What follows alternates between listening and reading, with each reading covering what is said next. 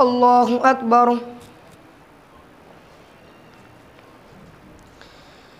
الحمد لله رب العالمين الرحمن الرحيم مالك يوم الدين إياك نعبد وإياك نستعين اهدنا الصراط المستقيم صراط الذين أنعمت عليهم غير المغضوب عليهم ولا الضالين. وما أبرئ نفسي إن النفس لأمارة بالسوء إلا ما رحم ربي إن ربي غفور رحيم. وقال الملك ائتوني به يستخلصه لنفسي فلما كلمه قال إنك اليوم لدينا مكين أمين. قال اجعلني على خزائن الأرض إني حفيظ عليم.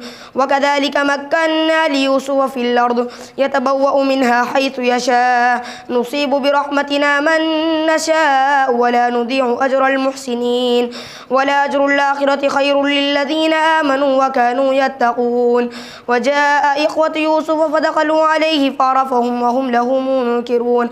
فلما جهزهم بجهازهم قال ائتوني بأخ لكم من أبيكم ألا ترون أني أوفي الكيل وأنا خير المنزلين. فإن لم تأتوني به فلا كيل لكم عندي ولا تقربون. قالوا سنراود عنه أباه وإنا لفاعلون. وقال لفتيانه اجعلوا بضاعتهم في رحالهم لعلهم يعرفونها إذا انقلبوا إلى أهلهم لعلهم يرجعون. فلما رجعوا إلى أبيهم قالوا يا أبانا منع منا الكيل فأرسل معنا أخانا نكتل وإنا له لحافظون. قال هل آمنكم عليه إلا كما أمنتكم على أخيه من قبل فالله خير حافظا وهو أرحم الراحمين. ولما فتحوا متاعهم وجدوا بضاعتهم ردت إليهم قالوا يا أبانا ما نبغي هذه بضاعتنا ردت إلينا ونمير أهلنا ونحفظ أخانا ونزداد كيل بعير ذلك كيل يسير. قال لن أرسله معكم حتى تؤتوني موثقا من الله لتأتونني به إلا أن يحاط بكم. فلما أتوا موثقهم قال الله على ما نقول وكيل. وقال يا بني لا تدخلوا من باب واحد وادخلوا من أبواب متفرقة وما أغني عنكم من الله من شيء إن الحكم إلا لله عليه توكلت عليه فليتوكل المتوكلون.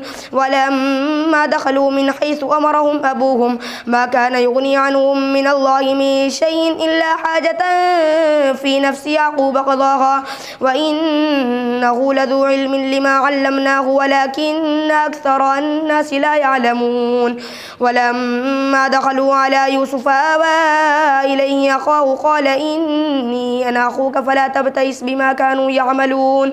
فلما جهزهم بجهازهم جعل السقاية في رحل أخيه ثم أذن مؤذن أيتها العير إنكم لسارقون. قالوا وأقبلوا عليهم ماذا تفقدون قالوا نفقد صواع الملك ولمن جاء به حمل بعير وأنا به زعيم. قالوا تالله لقد علمتم ما جئنا لنفسد في الأرض وما كنا سارقين. قالوا فما جزاؤه إن كنتم كاذبين. قالوا جزاؤه من وجد في رحله فهو جزاؤه كذلك نجزي الظالمين. فبدأ بأوعيتهم قبل وعاء أخيه ثم استخرجها من وعاء أخيه كذلك كدنا ليوسف ما كان ليأخذ أخاه في دين الملك إلا أن يشاء الله نرفع درجات من نشاء وفوق كل ذي علم عليم. قالوا إن يسرق فقد سرق أخ له من قبل فأسرها يوسف في نفسه ولم يبدها لهم. قال أنتم شر مكانا والله أعلم بما تصفون. قالوا يا أيها العزيز إن له أبا شيخا كبيرا فخذ أحدنا مكانه إنا نراك من المحسنين.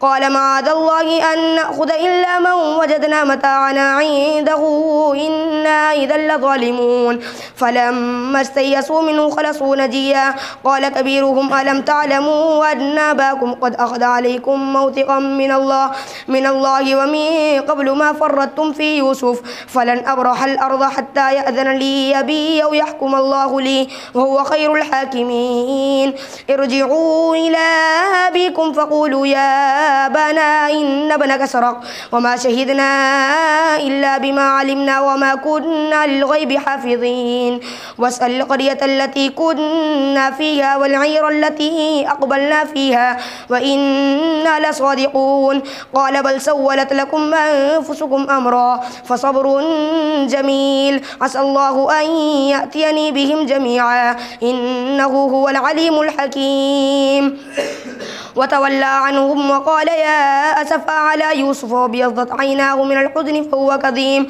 قالوا تالله تفتأ تذكر يوسف حتى تكون حرضا أو تكون من الهالكين قال إنما أشكو بثي وحزني إلى الله وأعلم من الله ما لا تعلمون يا بني يذهبوا فتحسسوا من يوسف وأخيه ولا تيأسوا من روح الله إنه لا ييأس من روح الله إلا القوم الكافرون فلما دخلوا عليه قالوا يا أيها العزيز مسنا وأهلنا الضر وجئنا ببضاعة مزجاة فأوف لنا الكيل وتصدق علينا إن الله يجزي المتصدقين قال هل علمتم ما فعلتم بيوسف وأخيه إذ أنتم جاهلون قالوا وإنك لأنت يوسف قال أنا يوسف وهذا أخي قد من الله علينا إنه من يتقي ويصبر فإن الله لا يضيع أجر المحسنين قالوا تالله لقد آثرك الله علينا وإن كنا لخاطئين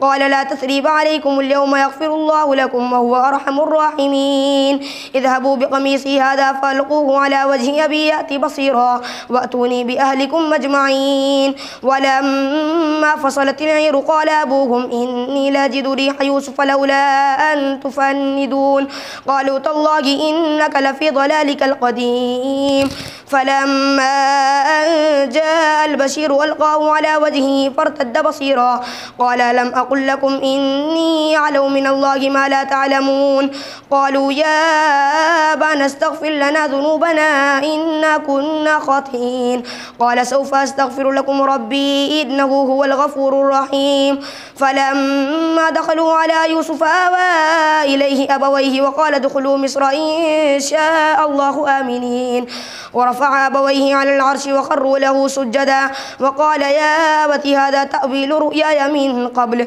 قد جعلها ربي حقا وقد أحسن بي إذ أخرجني من السجن وجاء بكم من البدو من بعد أن نزغ الشيطان بيني وبين إخوتي إن ربي لطيف لما يشاء إنه هو العليم الحكيم رب قد آتيتني من الملك وعلمتني من تأويل الأحاديث فاطر السماوات والأرض أنت ولي في الدنيا والآخرة توفني مسلما والحقني بالصالحين ذلك من أنباء الغيب نوحيه إليك وما كنت لديهم إذ أجمعوا أمرهم وهم يمكرون وما أكثر الناس ولو حرصت بمؤمنين وما تسألهم عليه من أجر إن هو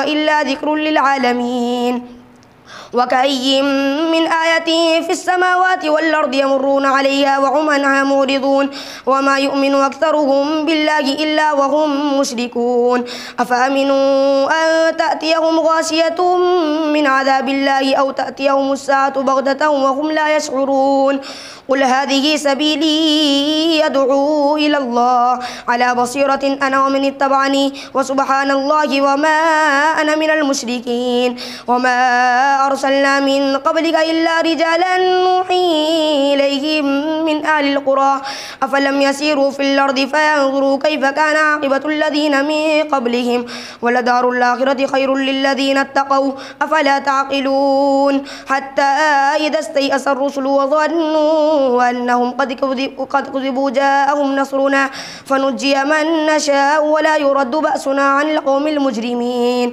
لقد كان في قصصهم عبرة لأولي الألباب ما كان حديثا يفترى ولكن تصديق الذي بين يديه وتفصيل كل شيء وهدى ورحمة لقوم يؤمنون. الله أكبر. سمع الله لمن حمده. الله أكبر. الله أكبر. الله أكبر. الله أكبر.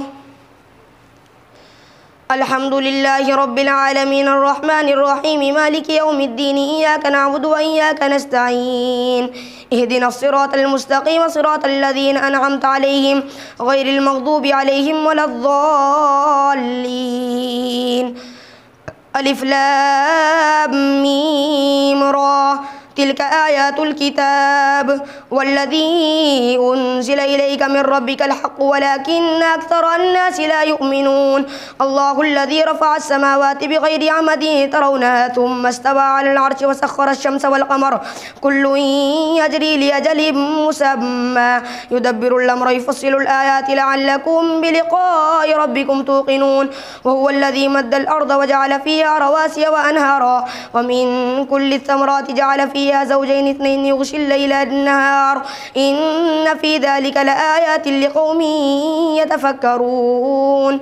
وفي الأرض قطع متجاورات وجنات من أعناب وزرع ونخيل صنوان وغير صنوان يسقى بماء واحد ونفضل بعضها على بعض في الأكل إن في ذلك لآيات لقوم يعقلون. وإن تعجب فعجب قولهم إذا كنا ترابا إنا لفي خلق جديد أولئك الذين كفروا بربهم وأولئك الأغلال في أعناقهم وأولئك أصحاب النار هم فيها خالدون. ويستعجلونك بالسيئة قبل الحسنة وقد خلت من قبلهم المثل وإن ربك لذو مغفرة للناس على ظلمهم وإن ربك لشديد العقاب. ويقول الذين كفروا لولا أنزل عليه آية من ربه إنما أنت منذر ولكل قوم هاد.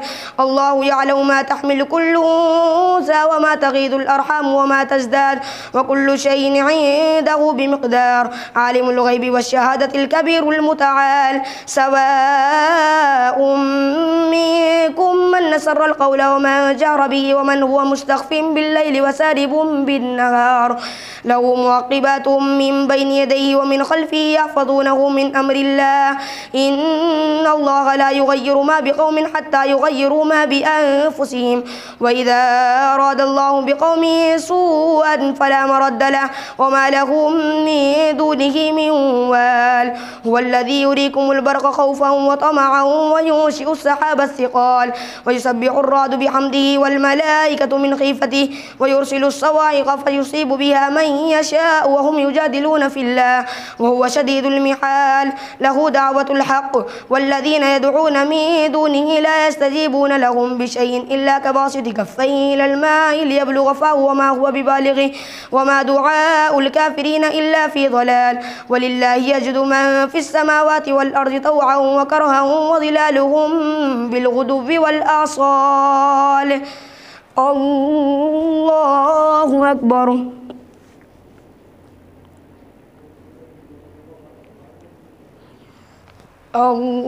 الله أكبر. قل من رب السماوات والأرض قل الله قل فاتخذتم من دونه أولياء لا يملكون لأنفسهم نفعا ولا ضرا قل هل يستوي الأعمى والبصير أم هل تستوي الظلمات والنور أم جعلوا لله شركاء خلقوا كخلقه فتشابه الخلق عليهم قل الله خالق كل شيء وهو الواحد القهار أنزل من السماء ماء فسالت أودية بقدرها فاحتمل السيل زبدا رابيا ومما يوقدون عليه في النار ابتغاء حلية أو متاع زبد مثله كذلك يضرب الله الحق والباطل فأما الزبد فيذهب جفاء وأما ما ينفع الناس فيمكث في الأرض كذلك يضرب الله الأمثال للذين استجابوا لربهم الحسنى والذين لم يستجيبوا له لو أن لهم ما في الأرض جميعا ومثله معه لافتدوا به أولئك لهم سوء الحساب ومأواهم جهنم وبئس المهاد. الله أكبر. سمع الله لمن حمده. الله أكبر. الله أكبر. الله أكبر.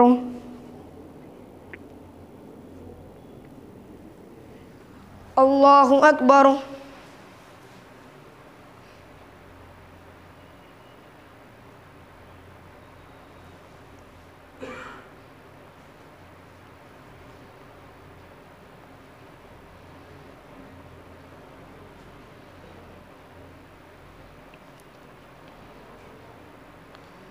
السلام عليكم ورحمة الله. السلام عليكم ورحمة الله.